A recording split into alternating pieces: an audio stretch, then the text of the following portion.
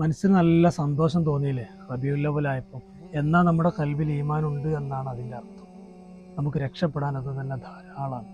മുത്തുനബി സല്ലല്ലാഹു അലൈഹി വസല്ലം തങ്ങൾ അലി റളിയല്ലാഹു അൻഹുവിന്റെ ഉമ്മ വഫാത്തായപ്പോൾ അവരെ ഖബറിൻ്റെ അടുത്ത് കൊണ്ടുവച്ച് ആ സമയത്ത് നബി തങ്ങൾ ആ ഖബറിലേക്ക് ഇറങ്ങിക്കിടക്കുന്നുണ്ട്. പതിവില്ലാത്തൊരു കാര്യം ചെയ്തപ്പോൾ സ്വഹാബത്ത് ചോദിച്ചു, ഇതെന്താ ഇങ്ങനെ? അപ്പോൾ പറഞ്ഞ മറുപടി നമുക്ക് വലിയ പ്രതീക്ഷയുള്ളതാണ്.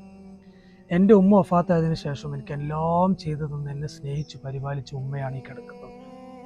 ഞാൻ ഇറങ്ങിക്കിടന്ന ഒരു ഖബറിൽ പിന്നെ അള്ളാഹു ശിക്ഷ കൊടുക്കില്ല എന്നാണ്. എൻ്റെ ഉമ്മാക്ക് എനിക്ക് തിരിച്ചു കൊടുക്കാൻ പറ്റുന്നത് ഇതാണ്.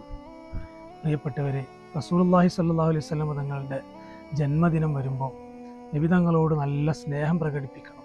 പറ്റുന്ന അത്ര സ്വലാത്ത് ചെല്ലണം. പ്രത്യേകിച്ചും നമുക്കൊക്കെ ഈമാനും അമലൊക്കെ കുറഞ്ഞവരാണ്, ഇൽമു കുറഞ്ഞവരാണ്. നമുക്ക് രക്ഷപ്പെടാൻ റസൂലുള്ളാഹി സ്വല്ലല്ലാഹു അലൈഹി വസല്ലം തങ്ങളുടെ പേരിലുള്ള സ്വലാത്താണ്. അത് മറ്റെല്ലാ ഇബാദത്തുകളും സ്വീകരിക്കപ്പെടാൻ കുറേ നിബന്ധനകളുണ്ട്. അതിനെക്കുറിച്ചൊന്നും വലിയ അറിവ് നമുക്ക് ഉണ്ടായിക്കൊള്ളുന്നില്ല. എന്നാൽ ഒരു കണ്ടീഷനും ഇല്ലാതെ അള്ളാഹു സ്വീകരിക്കുന്നതാണ് സ്വലാത്തും മുഹബ്ബത്തും.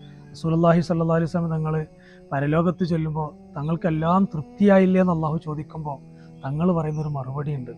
എന്നോട് ചെറിയൊരു അളവിലെങ്കിലും സ്നേഹം കൽബിലുള്ളവർ, അവരൊക്കെ നരകത്തുനിന്ന് സ്വർഗത്തിലെത്തിച്ചാൽ എനിക്ക് സന്തോഷം വരുള്ളൂ എന്ന് തങ്ങൾ പറയുന്നൊരു മറുപടി ഈ റബീഉൽ അവ്വലിൽ നമുക്ക് നന്നായി ആ സ്നേഹം പ്രകടിപ്പിക്കാനുള്ള സമയമാണ്. റബീഉൽ അവ്വൽ ആകുമ്പോൾ നമ്മുടെ വീടും പരിസരങ്ങളൊക്കെ അലങ്കരിക്കും. അങ്ങനെ കുറേ ചെറുപ്പക്കാരെ നമുക്ക് കാണാൻ പറ്റും.